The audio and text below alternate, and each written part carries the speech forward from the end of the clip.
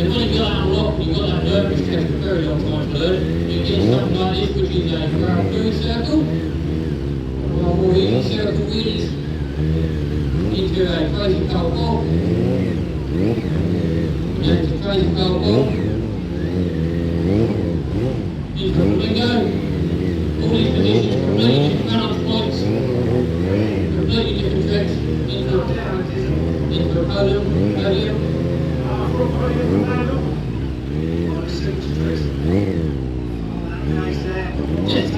just a little one.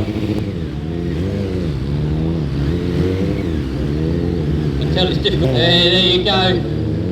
2 super bikes spinning around in the space of your front room.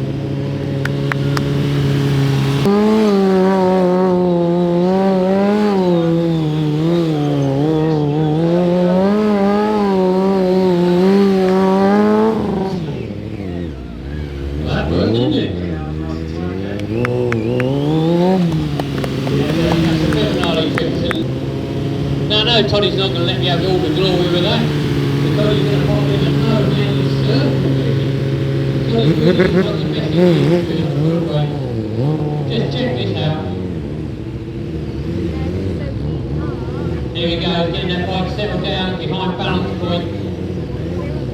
Just getting it settled down, building the tension.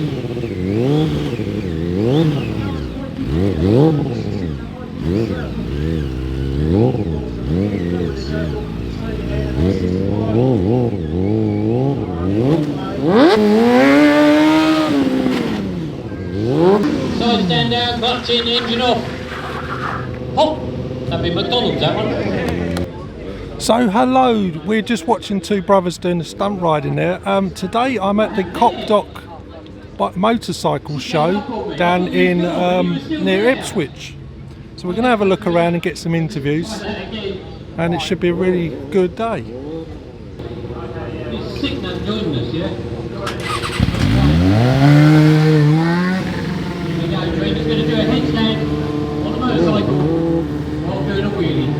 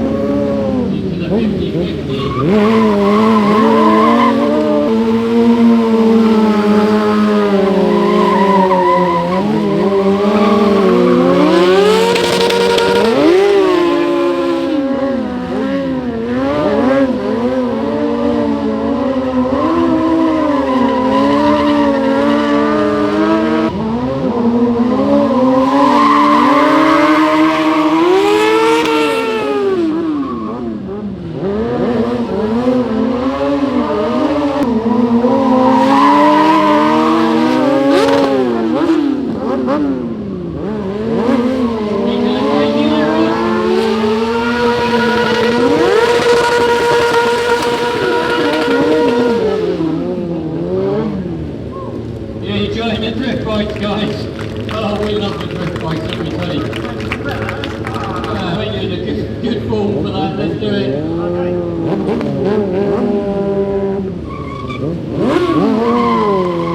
One.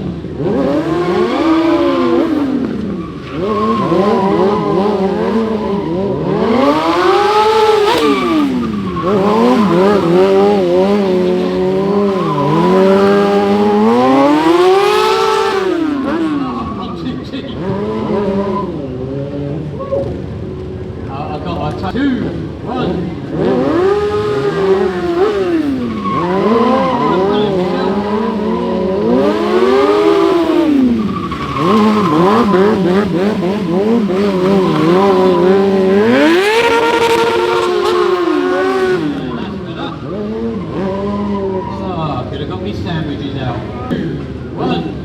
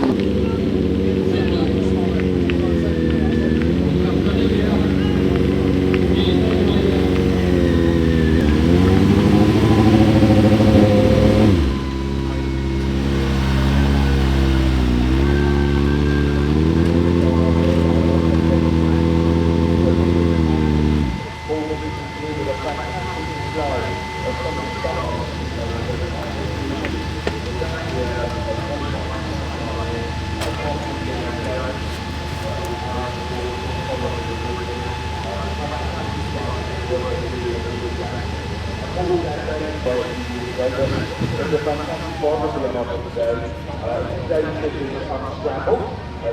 Step inside and we'll take you back in time here this morning now. We're going to take you way back in time. We'll take you back to the late 1920s. This is the Lou Fox original. The only water destro that still remains and still travels in our kingdom today. Travelling from town to town, from coast to coast, from Land's End to Juggernaut. So step his way now for entertainment that is very best on the inside. We've got a 5-in-1 show today. 5-in-1, and what I mean by 5-in-1, you'll see 5 acts for the price of 1 today. 5 acts, all for the price of 1. The best value of money here today. The best value of money can buy. Don't pass us by, don't pass us by. This is family entertainment on the inside.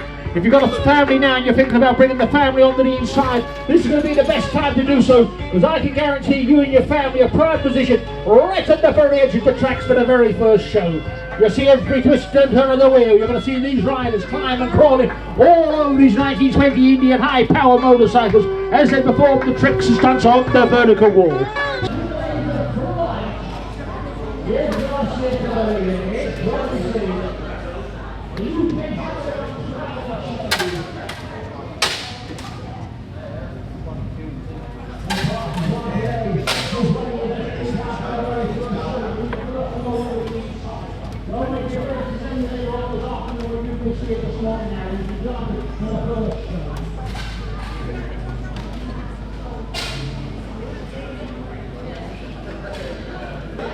Wow, I'm really excited about this one. This is a first for me. I've always seen it on television, but never in person.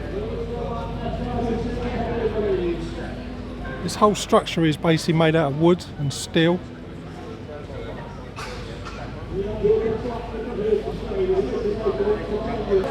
You see, it's quite a large structure.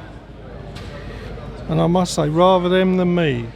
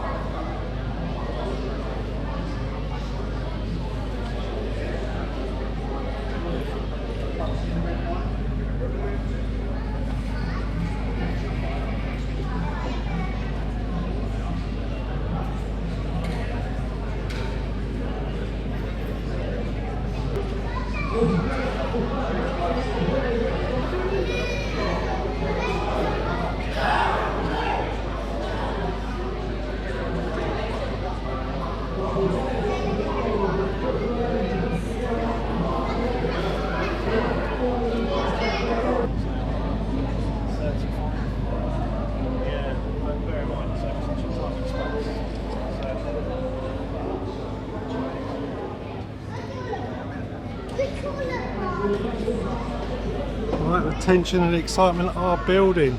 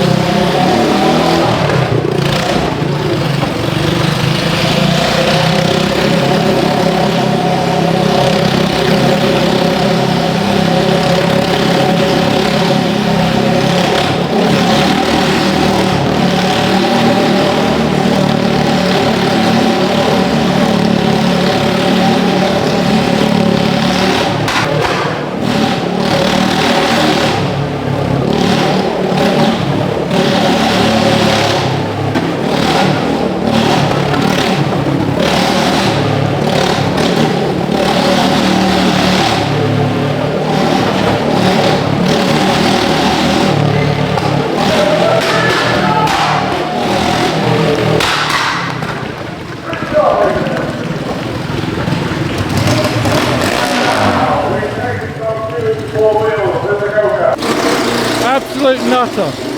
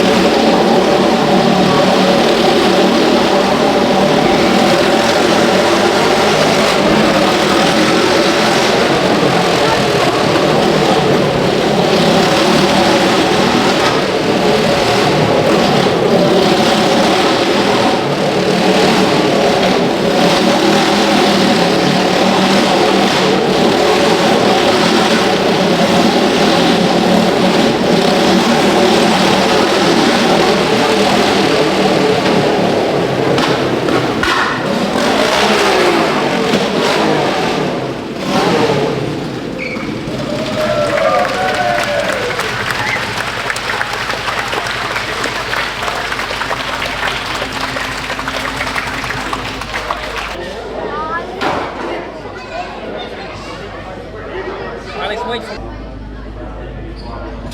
Probably look late.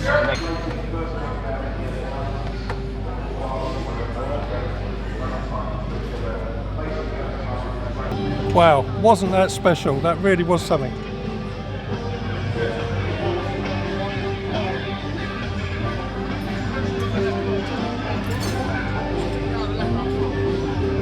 Oh, I'd love to have a look inside, wouldn't you? You can ask. For the fences riding. Follow the road.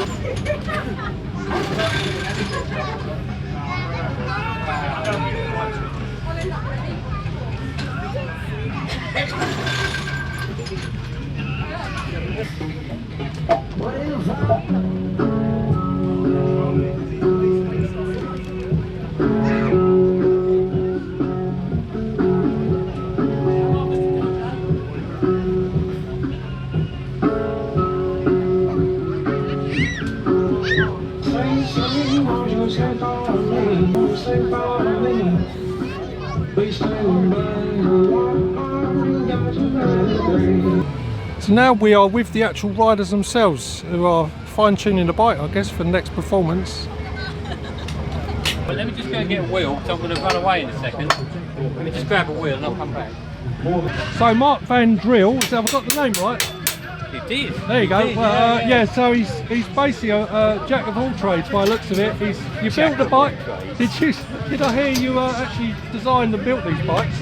We do, yeah, that's right. You have to excuse me, we're just about, Yeah, go on, no, we're getting short of time, so I'm going to have to carry on changing my tyre while talking to you. I'm not being rude, but we'll just carry on. But yeah, far away, yes, we do. I've got an engineering company, so Oh, okay. we do make all the parts for the bikes, yeah.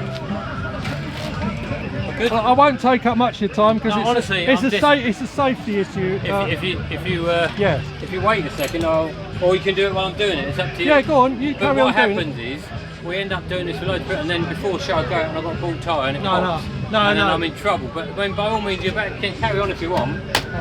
But how long have you been doing this for? Professionally, about 15 years, I suppose. Wow. But we have been doing it a long time, you know. Wow. And how did you get into this in the first place? I used to race bikes, and I broke my back, and when we were racing, so me and my father decided we'd do something different, and we started doing this for some reason. I don't know why. Wow. So as Mark was just telling me, you don't want to go out of a ball tyre because they will pop. So I'll leave him to it because it's obviously a safety thing. He's got to sort this out. But yeah, see the man in action. While Mark's doing that wheel change, let's have a closer look at the bike itself.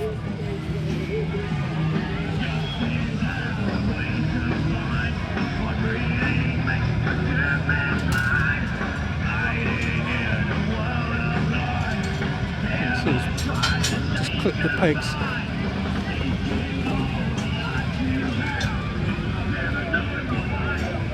Wow.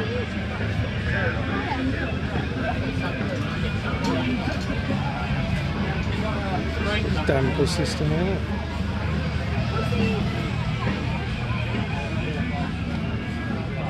Just see where they caught the peg.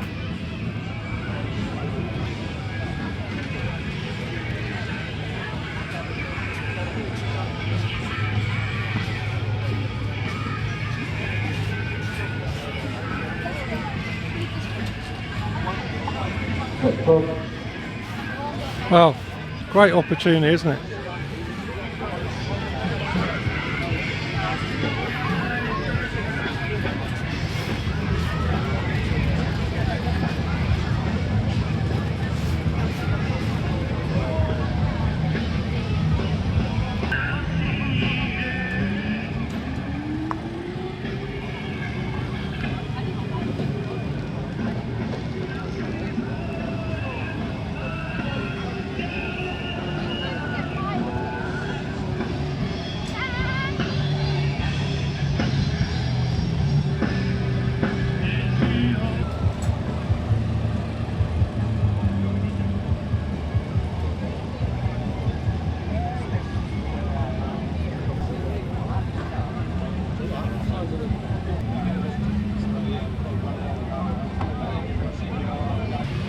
So we're back with Mark again. We're going to ask a few more questions and let him get on with his busy day. So Mark, what's your favourite, because I'm an absolute novice with motorbikes, what's your favourite sort of stunt that you were doing there? I'm probably drifting really. I do love me drifting. Drifting? We do it on standard bikes or the drift bikes. Okay. We've got some long extended drift bikes here today. But mainly I like me drifting. Okay. Fun fact is drifting. Stunt wise it's a different thing, you know, because obviously with stunts you got your best tricks and stuff. I don't mean to say that's what you enjoy doing the most, but what I enjoy in the show must be, it's the drifting. What would you say was your sort of most comfortable stunt, shall we say? Probably high chair circles. That's what? when you High chair circle. When you sit on top of the handlebars doing a circle wheelie. Okay. And the most challenging? Most challenging. Well, not something I do in the show, to be honest, because everything we do in the show is stuff that I know 100%. So when we're learning stuff, it'll be something else, But, yeah. So if you was to do stuff outside of the show, it'd be more technical and challenging, but you can mess it up and get away with it. That's right. Yeah. When we're practicing, we try a lot of different stuff, and that's where you're learning. And then when you do competition runs, if you do like the British Stunt Championships, when you do a competition run, it's quite a bit different to a show. It's a lot faster paced and a lot more flowing. And when you do a show, it's a lot slower pace. Are you still part of the competition rally, or are you still in the circuit? I tend not to do the competitions so much anymore. I do them. Just bear with me 5 seconds. Yeah, go on. Sorry about that. That's all right. Thanks, Mark, for giving your time, and enjoy. You've got 3 more. We have 3 more shows today. Yeah. Okay. So really, nice to watch you. And, Thanks very much. Cheers. So as I said, the first one of the show, always a worse one for us. Really no speedos on these machines, no stops on the throttle. It's all about man and machine. We go up, nice and high. Just using that for your viewing pleasure as we use these first warm-up jumps. Aaron, looking really good. So it is a pleasure that I get to introduce you. What's he got this time round? Big cliffhanger there from Aaron. Morris, Dancing Morris. Let's see what he's got for you guys out here today as he makes his way in. Snaps the throttle, 26 years of age. Nice little tweak out. Oldest freestyle riders left in this country. But do not let that fool you, because as demonstrated right there, as you can imagine, he does have just about every trick in the book, like that one right there. That is called the Shaolin. Introduced to the riders. It's now my responsibility to introduce you guys to the sport of freestyle motocross. Now it is indeed going to entail me doing a smidgen of the old multitasking as I attempt to talk to you lovely guys while indeed I'm flying through the air. Now the lovely ladies out there, you can indeed be the judge of how well I succeed at this, and gentlemen, hey, if I do succeed in multitasking to any degree, I am very, very sorry. But this is our introduction to FMX. Now, we would always hit this gap in 2. Josh over the heel clicker, bringing the legs around the handlebars, clicking the heels up for this. A little blip, with the power, and we jump off the machine. The left hand grabs a hold of the... We'll make our way in onto the mesh. Little blip, join the power, and a little pull off the lip there. Get the bike to do them. Okay, I think we'll have a look at the trials bikes. Yeah, the Christ there. It's just on the other side. Trying to land no handles. I'm sure he had it in the back of his mind. Maybe we'll see it a little bit later on. But nevertheless, let's give it up to make the noise.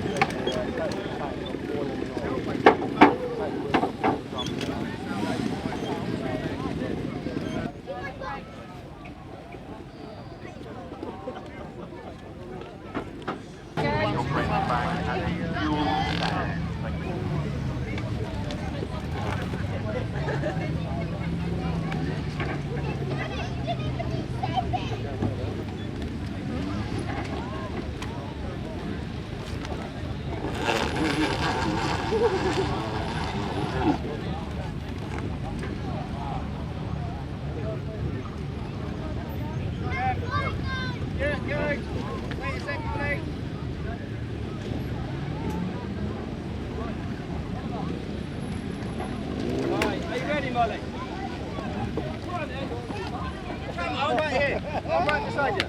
on, Molly! Go on, Molly. Look at Daddy. Look up at Daddy.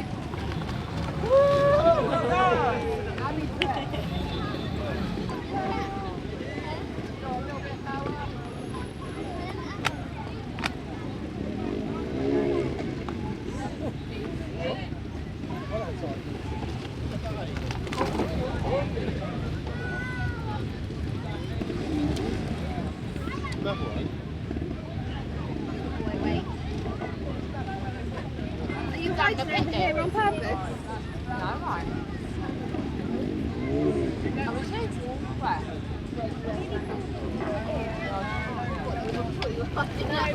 Do you run there, Aidan? There was no gas.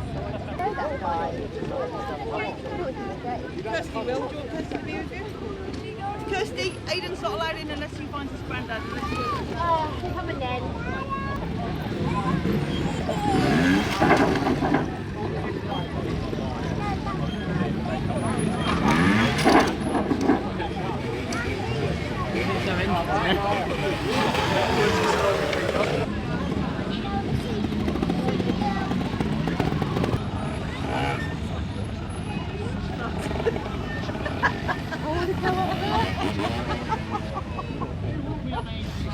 Who wants to go up that big one?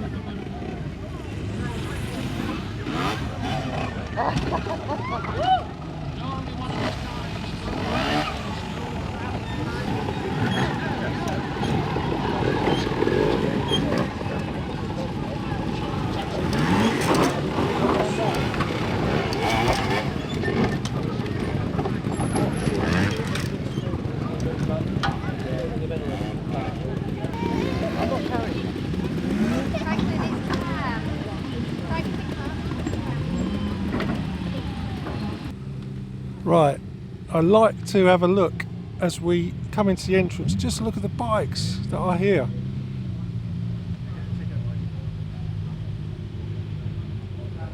Cash here, have you got it? That's the quickest. Card, those two. Go far left if you want. You ever seen anything like this? Let's go and have a little wander around, because sometimes the most interesting bikes are outside.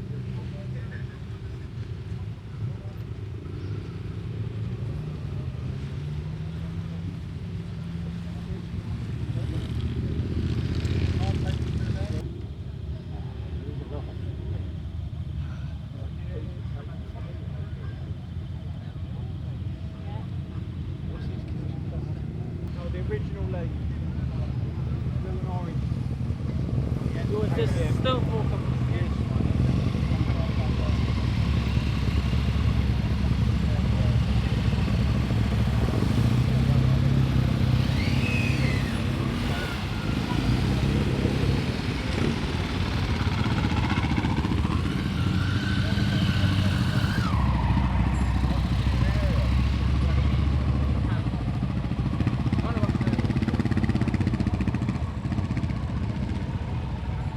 As the gentleman just said to me, it's a sea of bikes. It really is a sea of bikes. Never seen anything like it.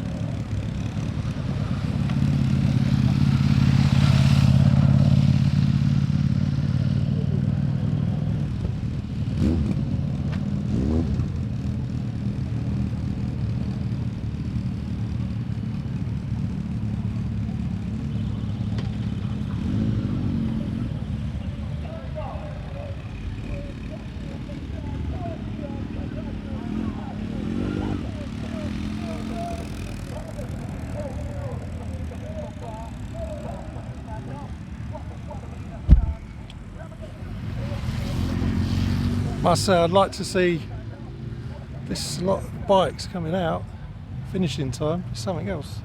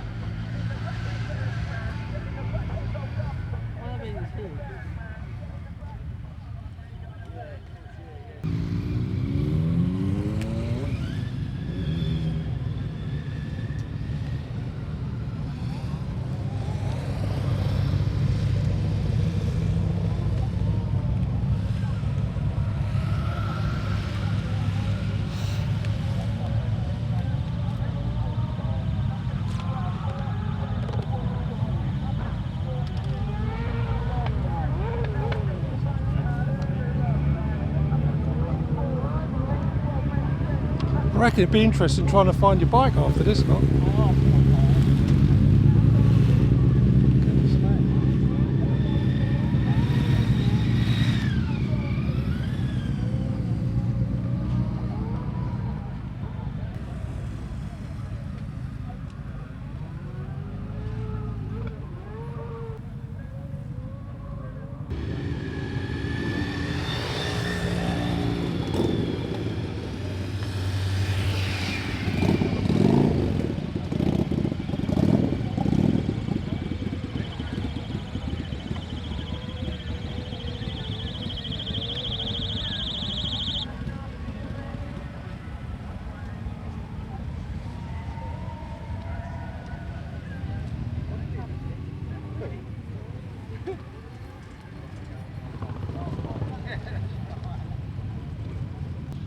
Wood for the centre stands.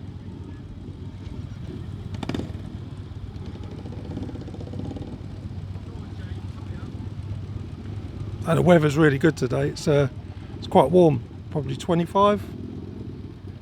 Dry, lovely.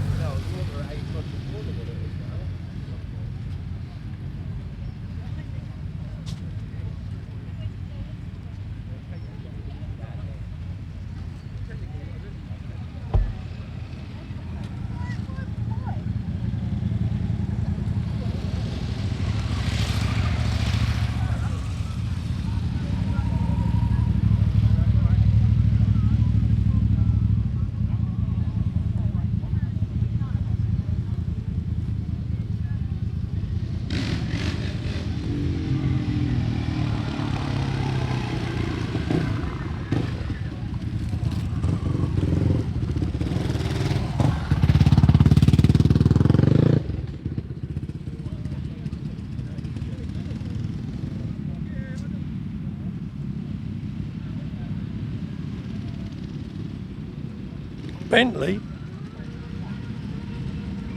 Oh no, not, sorry. Stupid of me, Morgan.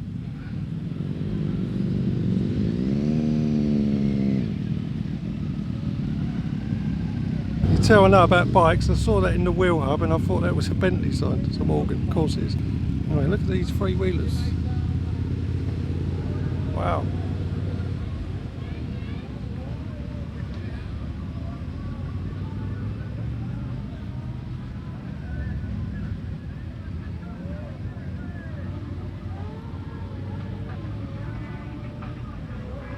Yeah, you can see why people like bikes. Look at this.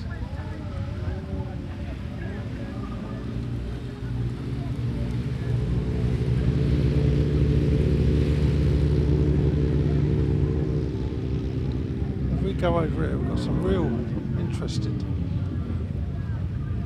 trikes as such.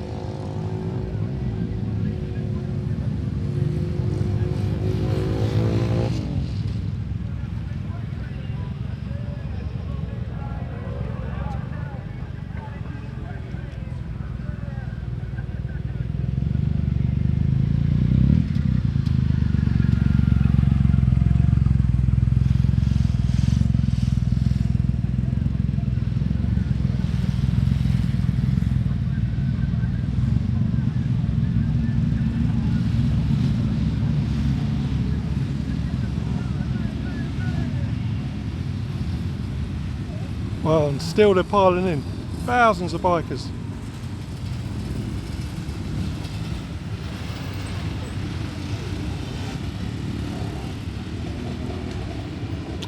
Okay, let's go back inside and see what we can find.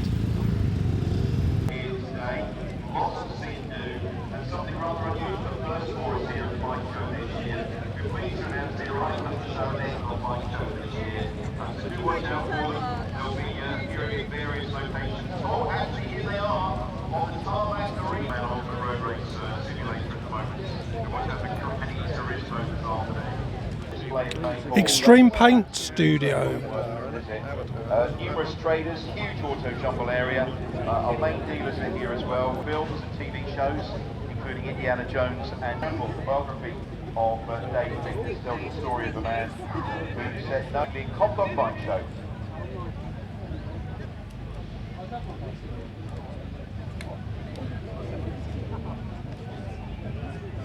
Turismo aren't going for it in the tarmac area, ladies and gentlemen.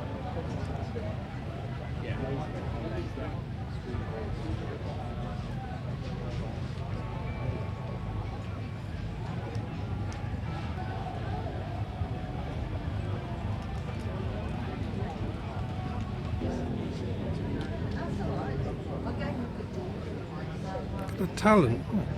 I keep wondering, not having, well as having Ruby there. Famous Cray brothers, the villains of London.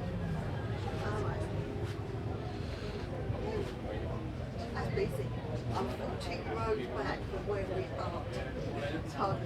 So when I go on home, I can just go straight to the car. But it is very busy. And get it just what I'm going to do. Yeah, that's it.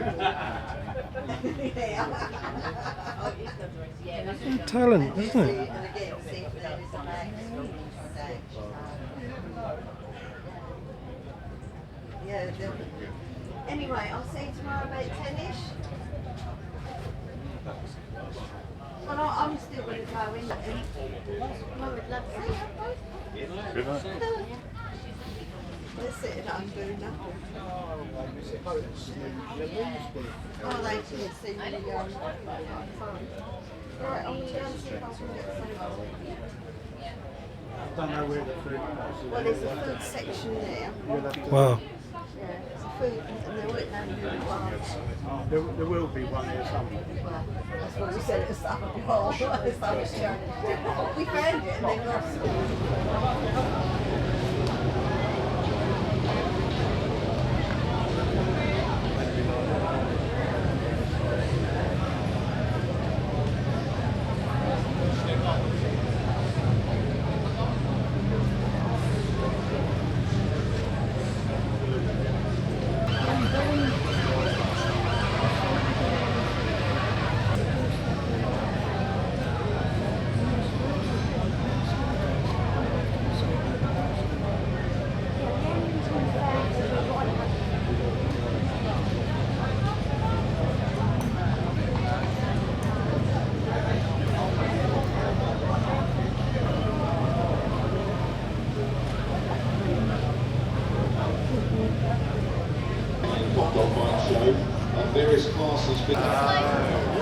Okay, let's go and have a look at some fine bikes inside. Guess you could say they were the show bikes.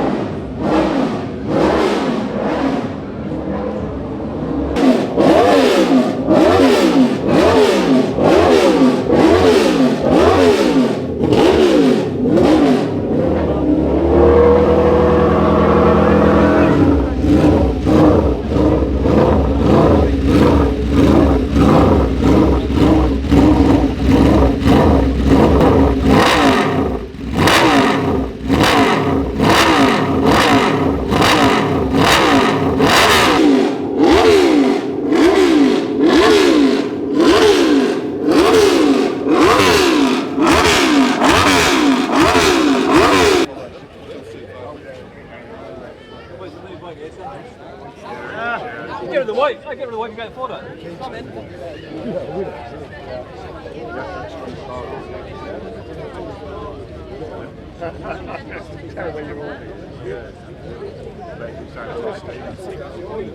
Is it not?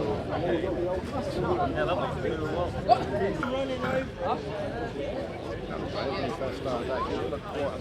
Yeah, no, yeah. What is the amount of cylinders? I want to put your things in your I like that. Nuts got up in bag tie because them old rules Royce ties. Yeah, they will. Yeah.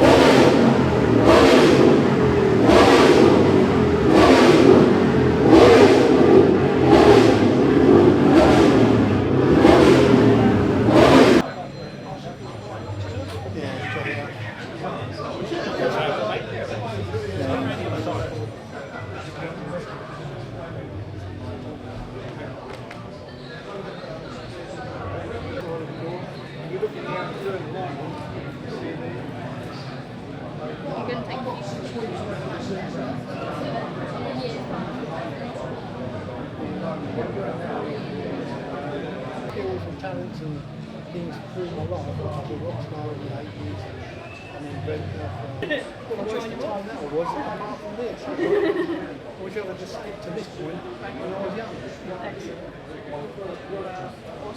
Thanks very much. So here we are with Brett and his amazing gold win. Is it 1100 you say? Yeah, GL 1100. GL 1100. 1983. 1983. So what can you tell me about it, Brett? Well, the website explains it all. Oh, okay. My throat's going. Right, I better catch you before you go. Yeah.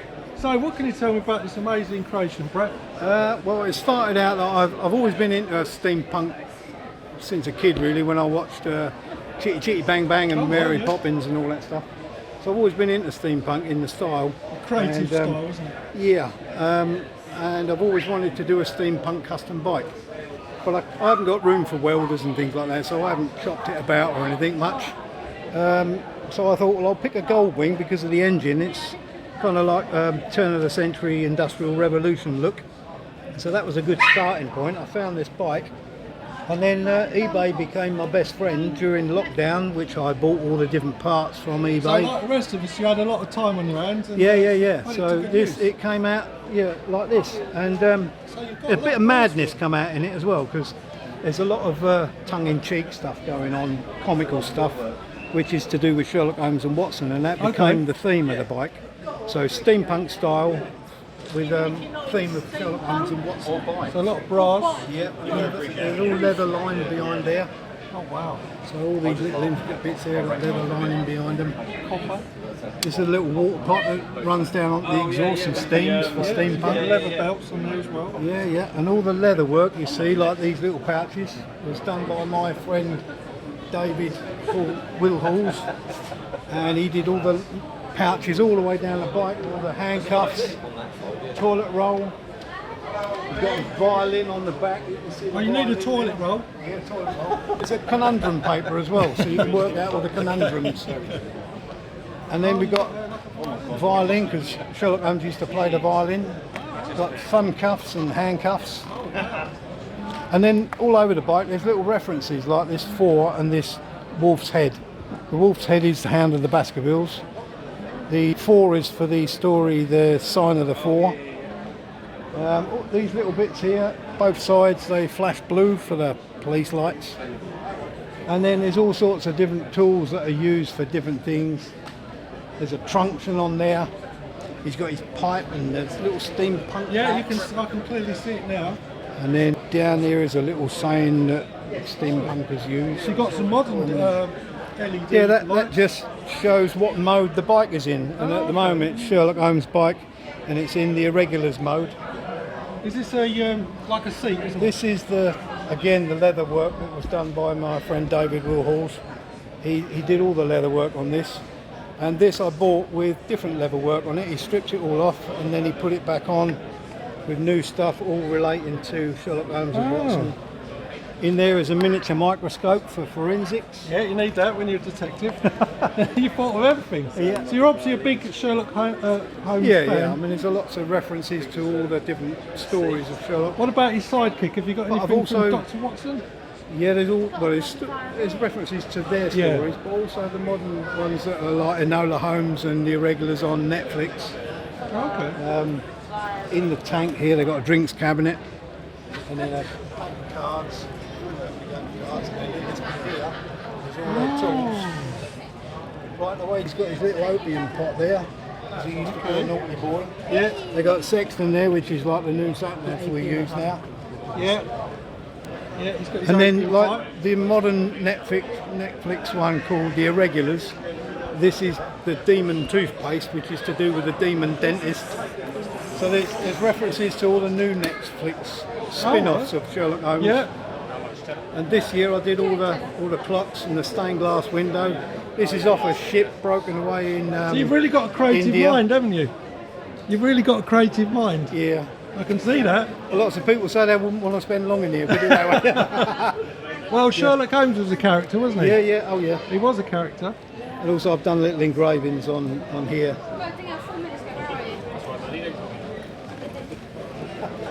So can I ask you, Brett, how long has this taken you to actually create this amazing bike? I've had it 6 years. Only 6 years? It's taken me 4 years to get this far, because the first couple of years I had to get the bike running properly, and there was problems with the brakes, there was problems with the engine, a few wiring problems. Once I got that sorted and it was a rider, then I started to really work on the theme of it, which was Sherlock Holmes and Watson. So for 6 years it's quite impressive, I've got to say. Yeah, 4 years doing all the hard steampunk, plus I sorted out all the backdrop there. And I've written a piece of music, 14-minute piece of music to go along with showing it. It's not playing at the moment. Wow. But I'm also a songwriter, so... Oh, wow. Okay. All my passions and talents have all come out in this bike. I built a website, which you can see on see that. Yeah, okay. I've done all sorts of stuff, really. Well, I'll put your card on there as well. Thank you very much. Cheers. Thank you. What a character.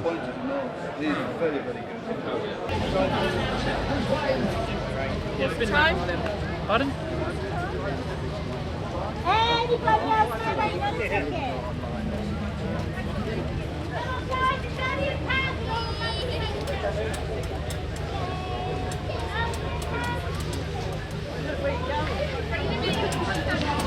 Look at me. Eyes up. Yeah, we have to look at it sometimes. So hello, if you could explain what the Bloodrunners actually do. Okay, so Bloodrunners is a charity organisation, delivers blood and blood products and other bits and pieces for the NHS, free of charge, 24/7, every 365 days a year. Wow, and you'll be using these very bikes, I guess? We have got blood bikes, but which we can use, but most of the time they're perhaps not where we live, and so most of the deliveries are done on our own bikes at our expense. We don't get any expenses or petrol paid for, no, nothing like that at all. So other products that you might move around? Well, apart from blood, we do platelets, plasma, we do samples. So, you know, if a sample needs to be gone from the hospital to be tested somewhere in London, then we'll do that. And there are different groups all over the country, and we will relay products or whatever it is that needs to go to where it needs to go. So, for example, a tissue product from Ipswich will go to Colindale in North London for testing, but it will go via us, the Suffolk group, and also via the Essex group. So we'd meet up about halfway and hand over the product. So you actually keep the actual products not refrigerated, do you? No, the samples are not refrigerated, but blood and plasma and all that are kept in you know, big boxes which are temperature sealed. Oh, okay. But they're not refrigerated as such, no.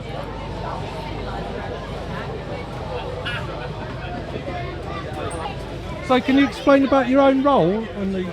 Yeah, I'm one of the volunteers that rides a bike, so a shift that I would take on would be 12 hours from 7 in the morning until 7 in the evening, or 7 in the evening till 7 at night, in the morning rather, sorry. Long shift, yeah. At some point we might get called and we drop everything and off we go on our bike, pick up the product and take it to where it needs to be taken. Great service what you do. So if I put this on, I will put a link at the end. Yep. If you'd like to give a donation as such. And thank you for your service. Thank you. Right. Pleasure.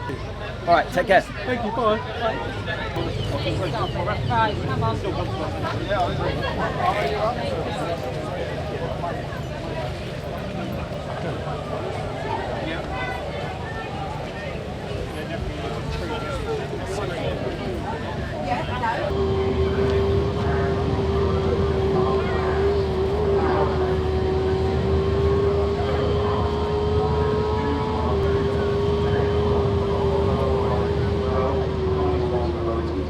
Motorcycle Village at Sudbury. They're here at the show as well today. Now we will stop selling tickets at... And here we have a stand of movie props. So we've got Indiana Jones. And The Last Crusade.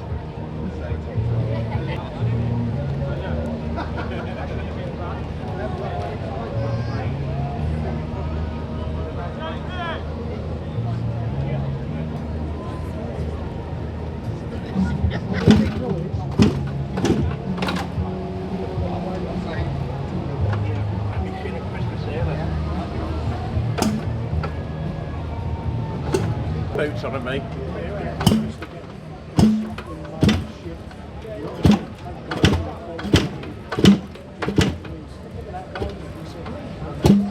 We're enough flooded it there.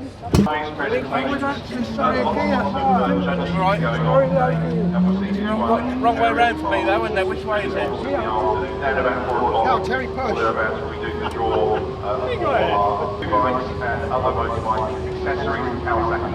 Absolute scooter, 230. Get those. Get the main show.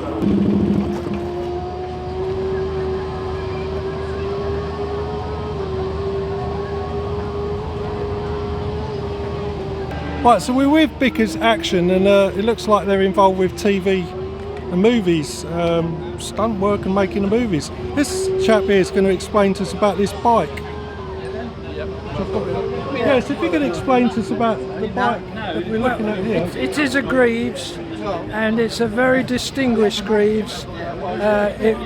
This was, certainly if it wasn't this bike, one very similar was used to win for Dave Bickers the 1960 Coupe de Europe, which in effect was the 250 World Championship in motocross at the time. It hadn't spread to the USA, so it wasn't given World Championship status, but it was on one of these bikes. One of the more interesting than one, but first of all the engine, Villiers down there, never ever intended for racing. It was a road bike engine and was well made, very robust. That was one of the key things. Still used for many years after. Very reliable. Reliable to a point, reliable and very robust. still used in kart racing for many, many years after this was used.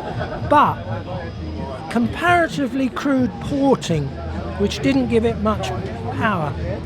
This is a square barrel which was added to the bike and increased power, almost racing type porting. Some of the barrels were chrome plated inside, some were not. I don't know about this one. The other factor about this engine was horribly noisy, just a megaphone on it. Nowadays that would not be permitted. Oh, so there's no exhaust. And of course they hadn't discovered the virtue of tuned exhaust with expansion chambers. The other very interesting thing about the bike is the alloy down tube. In I section, that's it there. Unique feature, I'll never know, and I don't know, and somebody hopefully will tell me, whatever possessed Bert Greeves to utilise it. However... Was it in case it broke? I never knew of one that did break. Oh, okay. And the clever bit was there is a steel tube in there where I'm touching with the card. Yeah. How that is held in there, again, I don't know. But when you think of the rigours of scrambling, trials riding and road racing, they road raced these, RAS Greeves, they were really good. And it was only much later that Greeves resorted to an all-tubular frame. So a very good, illustrious bike, ridden by a very illustrious man. And very rare. And a very rare machine, yeah. And it was also, I have to say, at a time when British bikes, and Greeves was in the forefront, led the world in lightweight competition machines. You can think of Dot, Greeves, to a lesser extent James and Francis Barnett. But without doubt, the Greeves was ahead of it. And if you're an Essex lad and an Essex girl, then be proud. Made in Essex, in Thundersleep. I'll have some of that. And there is a blue plaque, I understand, where the factory stands. Well, we're so thrilled this year, ladies and gentlemen, because Thank you very much. Here at the show. As you can see, a lot of people really know their stuff. So in front of us we got one of the bikes they use in the movie industry. Let's have a look.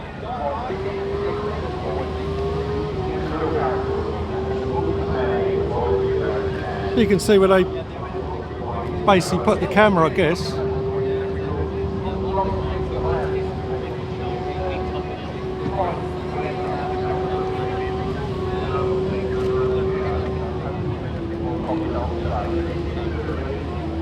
Now we got off-road type bike. You can see it's obviously towed. It's totally controlled by this like A-frame. Look at that, simple stuff. It's been great industry to be in. I always would have fancied doing that myself when I was younger, but I never did. But look at that, and then you've got all your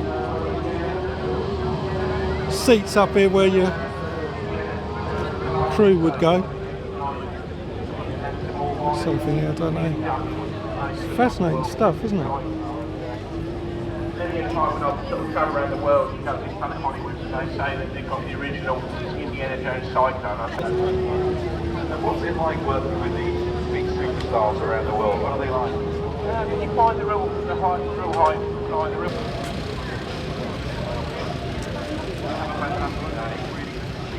Come along and find out all about this place. Well, about during the year, starting to see Indiana Jones, talk about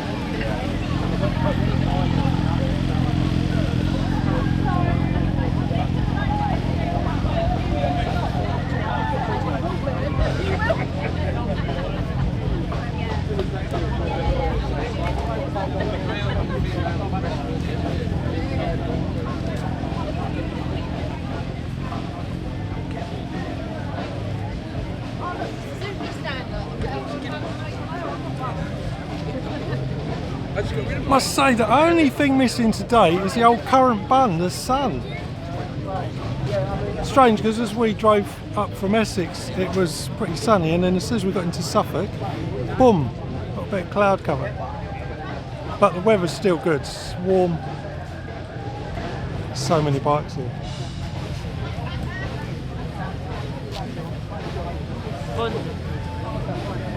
It's an unusual one, the UK Honda Turbo Association.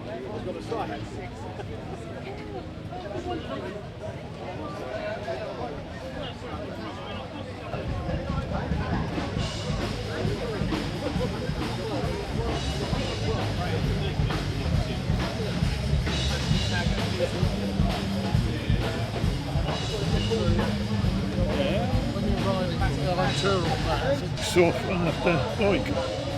1980s, 82 and 83 bikes. Yeah. Yeah, they do the 650 and 500. There can't be that many around. Well, they only brought about 250 to 500s into the company. Right, okay. So, yeah. So not too many, and you've got a cutout here. Yeah, yes. Yeah. That's from a 650 though, that one.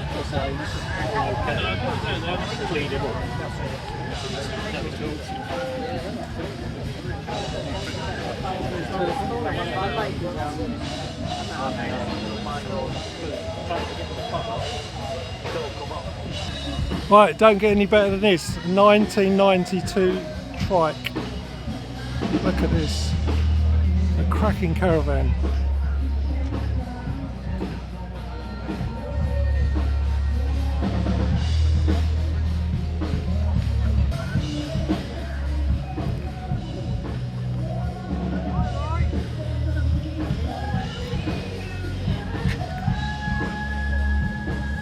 Wow, look at it. So comfortable.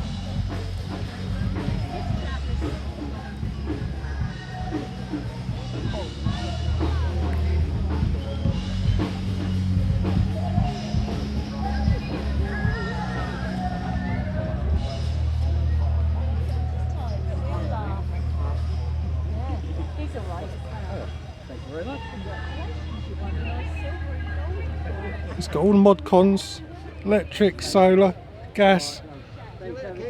Get your kip in there. It's great, isn't it?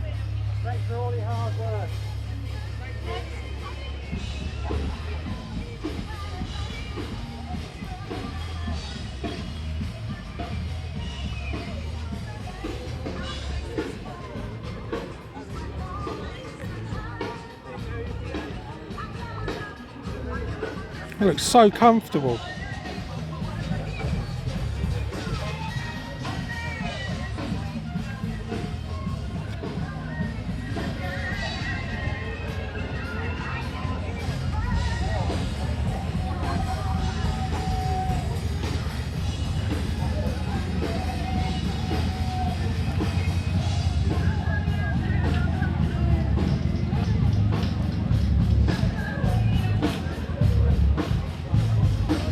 So that chap over there with the Honda turbos, he said to me, if the wife's on the back of the bike and she's comfortable, that's all that matters. So he's probably got something there.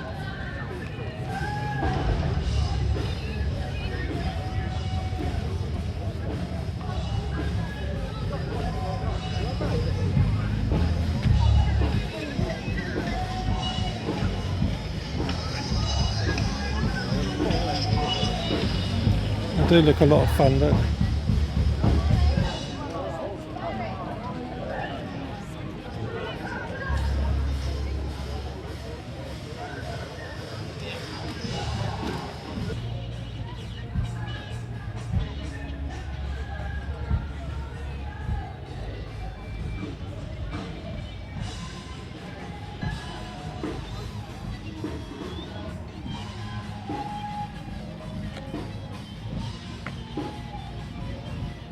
Wow.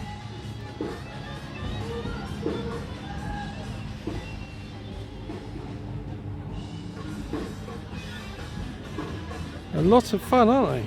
Look at this one.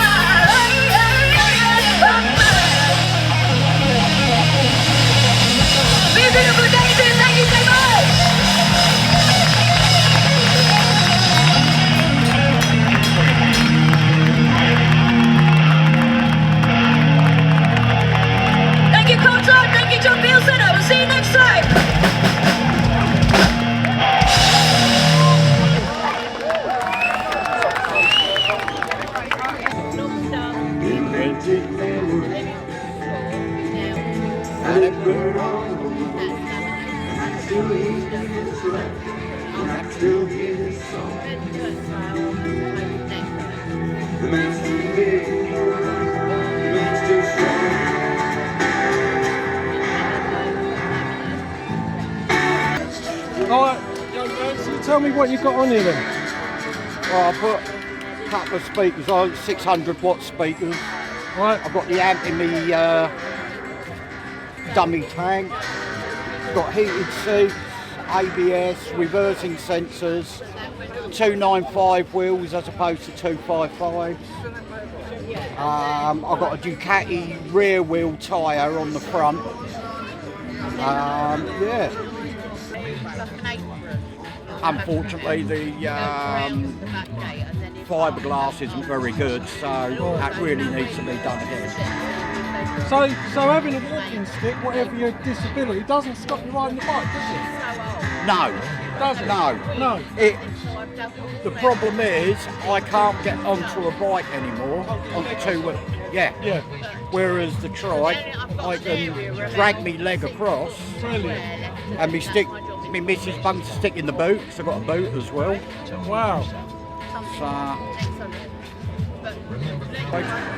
Croatia? You went to Croatia on his bike, on his Trike, sorry. Yeah. Trike. Yeah. Wow, you're adventurous. Well, I go there every year to the same hotel and we got the overnighter from Harwich, through Holland into Germany, Germany into Austria, Slovenia into Croatia. Great adventure. Yeah, and then down to Dubrovnik. Oh, well done you. No, so you don't have any problem with a stick if you've got a bike like a Trike like this? No. No, not really. Because I haven't got a clutch because she's an auto. Okay, yeah, it's simple. So all I've got to do is me brake. Brilliant. Yeah. Love it. Enjoy your body. Thank you very much. Not at all. Take it easy. Enjoy your Knopfler. I knew I'd be funding it like years ago.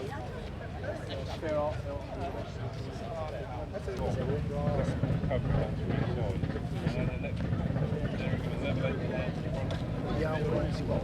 It's a pity Speedway sort of like went out of fashion, didn't it? Yeah, Oh, it's £20 to get it there, isn't it? And you get 15 minutes racing, a race lasts a minute. You get 15 minutes racing, 15 races. Okay, so this gentleman who is an ex-motocross rider is going to explain to us about the Speedway bike that he's actually built himself. Isn't that incredible? So yeah, what can you tell me about this amazing bike? This bike is a Jap 500 Jap Speedway bike, based on the 1957 model. Okay. So 500cc? 500cc running on methanol. Oh, okay, so it's quite powerful. Yeah, running on methanol.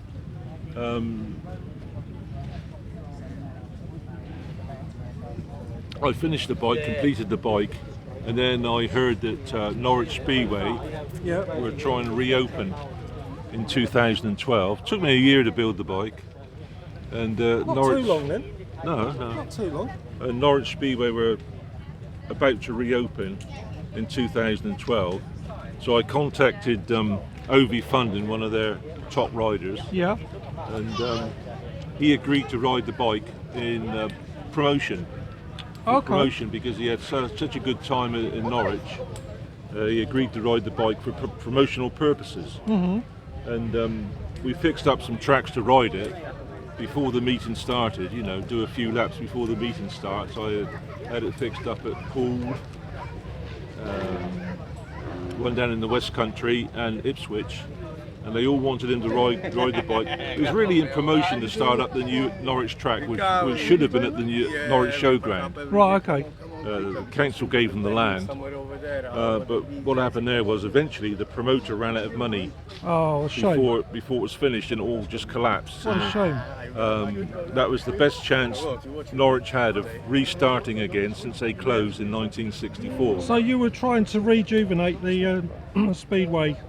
Yeah, that was the idea of it. As I say, as soon as I finished building the bike, I heard about Norwich Speedway trying to restart, so I got in touch with OV Funding, and he said he would, as I said, he would ride the bike for publicity purposes to promote the new track.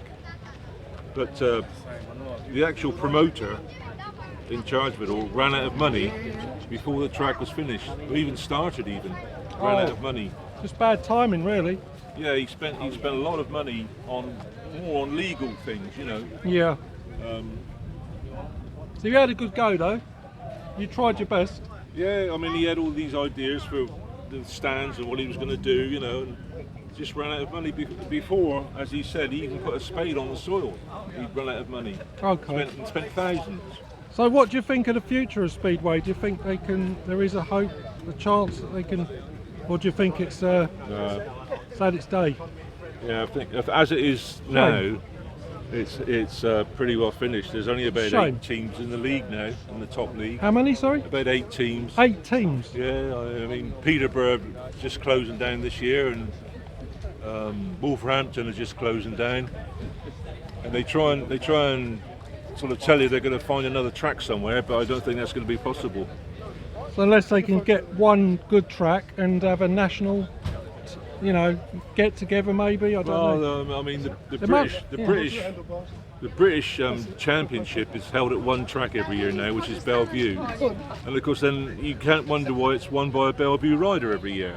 So the other riders are saying it's unfair to run the same meeting at the same track every year and won by a local rider. You know, some riders are asking that it's held over 2 or 3 different tracks and on a point scoring basis, you know. But you're ex Motocross, aren't you? Yeah, Motocross is quite scrambling. Yeah. That's quite strong though, isn't it? It's quite a strong sport, I guess. Yeah. So we reckon that the way to go, unfortunately, because it's nice to hear the sound of the old Jap engines, especially with no silencers. You couldn't start electric. it up, could you? Is that No, we had a job to start it today. Oh, fair enough. It's electric Speedway. Oh, really? Yeah, they've already tried it out now, electric Speedway. It's so quiet now, you see, because that's why some of the tracks have closed down, is that people have complained. Right, and so then the builders step in then to buy the land. Gotcha. See? So electric Speedway bikes, and they're coming on quite well at the moment. Apparently they're supposed to be quite fast, but obviously it doesn't sound anywhere near as good as one of these. So I think to save Speedway, it's going to be electric. Okay, so there is a hope. Yeah, I but see. you've just got to change. Electric. Yeah. Well, thanks for your time. That's all right. Thank you.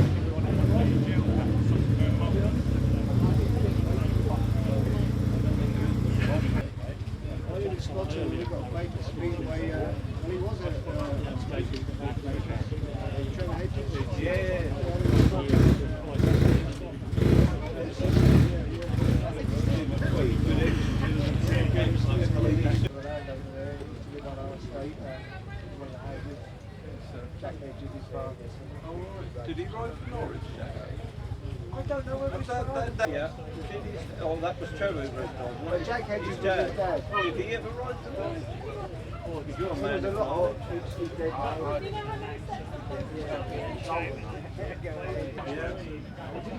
Grass track and then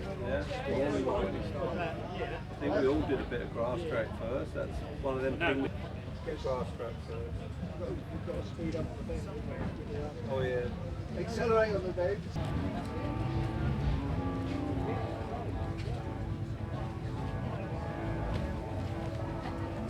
Let's get ready. So this gentleman's going to explain to me a little bit about the history of Speedway, how it's got himself involved. Yeah, if you could. Okay, my name's Pete Rout. I'm Classic Race Jackets, and this is part of my collection of old Speedway race jackets, rider suits, and 3 bikes that I remember from the era that I grew up watching Speedway. I started going to Ipswich when they opened or reopened in 1969. Had ambitions to race Speedway soon after then. Was advised to go grass track racing, which I did in the early 70s, mid 70s.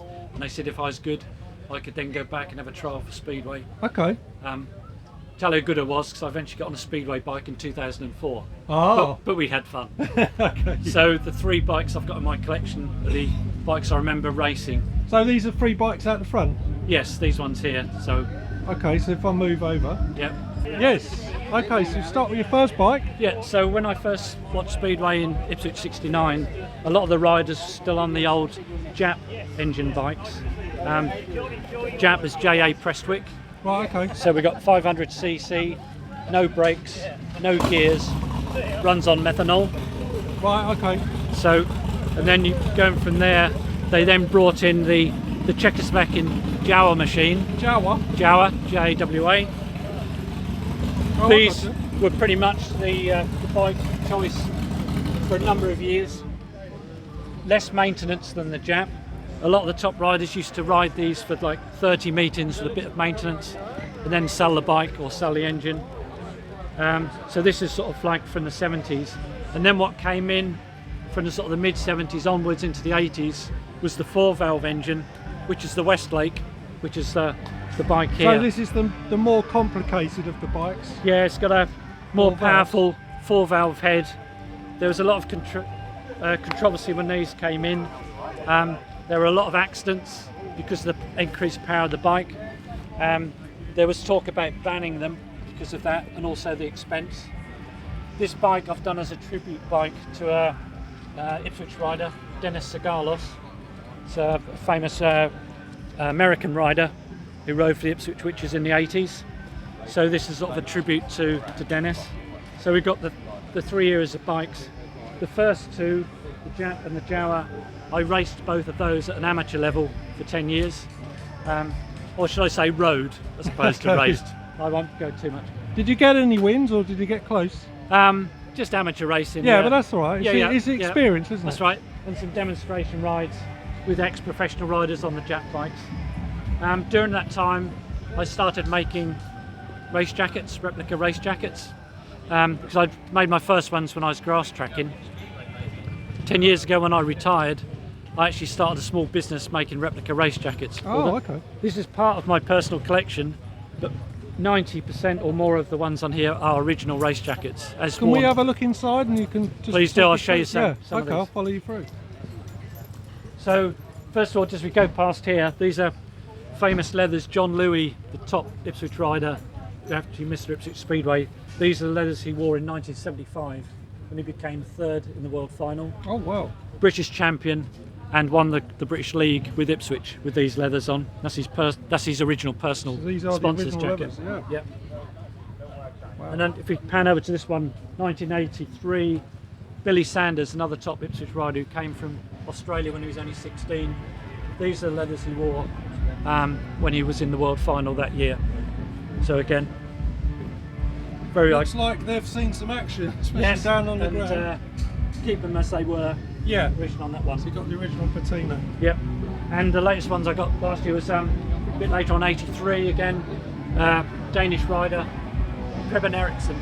Oh, okay. So again, top Danish international as well as Ipswich rider. You got local sponsorship as well as here. I discovered that this race jacket in 83, Ipswich had different race jackets for home meetings or away meetings.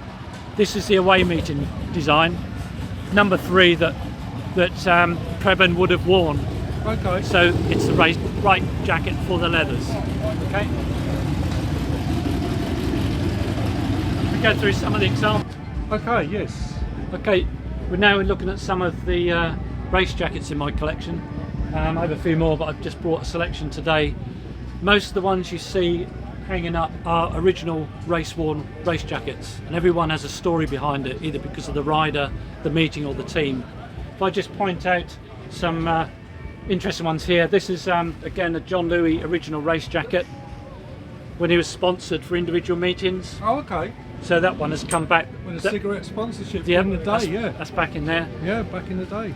This is a rare one which I've actually got on loan the race jacket when Ipswich opened in '69. Oh, okay. So that's a rare one. So that's 54 years old. Yeah, yeah. Some others here. Incredible. This race jacket and the similar one on the other side. Yeah. Same year, 1974. Yeah. This one was from my hero, Sandor Levi. Rode for Ipswich. A very tough guy, ex-Hungarian freedom fighter. Oh, really? He was teamed up with Ollie Nygren, and they were very experienced, very hard men riding. Real hero of mine. To take a few knocks? Yes. Yeah. Okay. Like riding with a broken collarbone and things oh, like that. Oh, really? Yeah, no messing about. Yeah. A few years ago, I had the pleasure of his daughter came up to a meeting at Vauxhall in Ipswich, and she said that Sandor was her dad, so we had quite an emotional reunion with the race jacket. So yeah, it's nice. So it's nice for her. So it's part of the family history there. That's right. Some other ones here. This is Newcastle Diamonds. This is signed by multiple world champion Ivan Major, who rode for the Diamonds. I wore this race jacket for an anniversary meeting at Wolverhampton a few years ago, and as I came out of the change rooms, Ollie Olsen, another world champion, saw me, came straight over, shook my hand, because that was the first team he rode for. Oh, wow. So inside, he actually signed it as well. Fantastic. So it's all things on here. Yeah. Okay. This race jacket here was used for the World Championship qualifying rounds in the 1950s and early 1960s. So you'd have riders like Ronnie Moore, Barry Briggs, Peter Craven, that type of era. So all of these, they're all different designs they had for each season. Have you ever thought of writing a book on this? Putting down your knowledge onto still, paper. Yeah. Possibly at some point, but it's quite complicated, and obviously they change the design mostly every season. Yeah, I guess different so. teams, but everything's got a story behind it. This is another one of Ollie Nygren's race jackets we rode in Sweden. Okay. Varjana, and he was known as Varg Ollie, so he was Wolf Ollie. Oh, okay, yeah, yeah. Varg, yeah. Oh, and you got his signature as well. Yeah, yeah.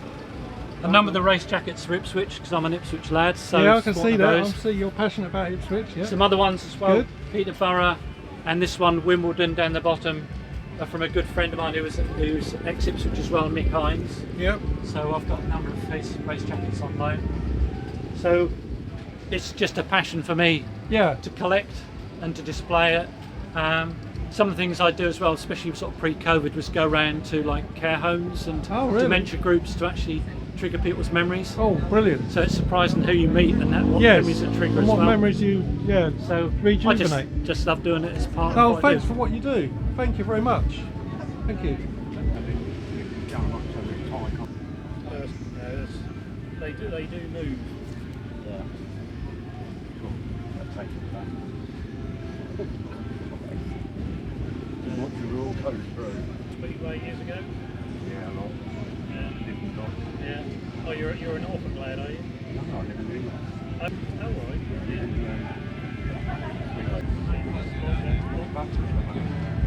Yes.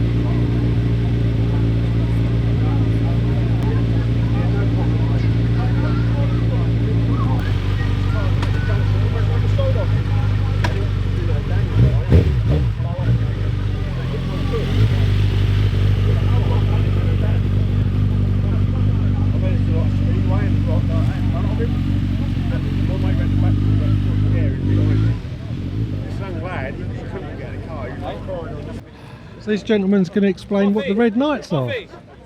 Don't fuck it up, alright? He's got to start again now. Go for it. Okay, Red Knights, we are ex-firefighters or serving firefighters or anything to do with the fire service. Excellent. The is 10,000 strong all over the world, Australia, Canada, America, all across Europe. Most of the clubs choose a charity for the year. Our charity this year is the Rosemary Suite, which is the thing we got across the front, and it's for a natal unit in Colchester Hospital for stillborn children. So a really good cause. Yes, yeah, they're looking to move their actual unit away from the maternity unit, because obviously when they give birth to a sleeping baby, it's not nice when you're there with babies as well. So yeah, we've chosen this charity for the year. We're up to about 2,500 at the moment. So we do events like this, collect money for the cause. So each year you pick a different charity? Yes, yeah, we'll be doing this up till December the 31st. And then from January the 1st, we'll have a meeting and we'll pick next year's charity. I just think, rather than just doing one event, it's better to do something over the year. Well, thanks for what you're doing, giving your time and raising money for good causes. Yeah, we've been doing it. We go to open days at fire stations and the pots on the front. So far, I've raised about £300 towards the charity. So okay, yeah. Sounds like you have a lot of fun while you're doing it as well. Yeah, as you can see by the lot behind me. Yeah, no, we get out, like, quite a few of us, and it's just like a social club on wheels, basically. Yeah. You know. Okay. Thank you very much. You're welcome. Yeah, they are.